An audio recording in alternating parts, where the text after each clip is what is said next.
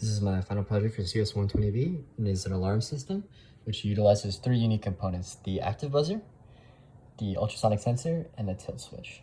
And so basically, as an alarm system, its functionality is if the ultrasonic sensor and the tilt switch are both tripped, it sets off the active buzzer and its alarm. And I should say only the tilt switch is tripped, and something is wrong with the motion sensor, it's not picking up motion, or something gets past its detection, then it sets off the alarm in 5-second intervals of on or off cycles. And so this also has a photoresistor that when the light's off, it turns the LED on, and when the light's on, it doesn't turn on the LED, just for like lighting up the entire like system, letting you know it's like working. And then there's the LED that flashes when the alarm and the tilt switch go off. So basically, if the alarm goes off, the LED flashes, and it lets you know, it's like an actual like alarm LED. And that's for the functionality. That's it for the functionality. I'll just show you the code or how it runs. So plugging that in and flashing the code. Yeah, so like, let's say I pick this up now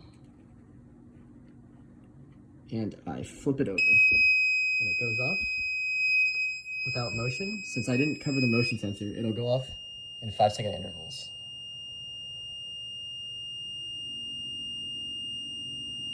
Or maybe I had some motion in it, so it's just going off continuously as an actual alarm since I flipped both the tilt switch and the ultrasonic sensor.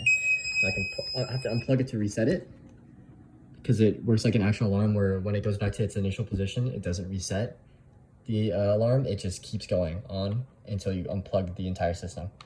So replugging it back in and hoping I could flip it without creating motion in front of the ultrasonic sensor. 3, 2, 1. There we go. So yeah, off, on. I'm gonna cover the sensor so it's not so loud. Another 5 seconds, on,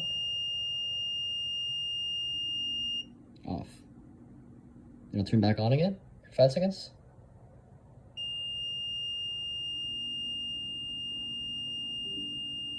And that's its functionality. So pretty much that's if only motion is not detected and just the tilt switch goes off.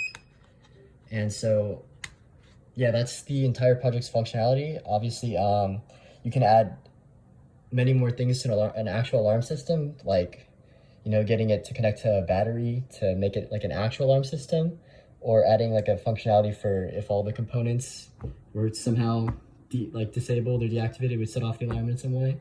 But yeah, that's what I have so far.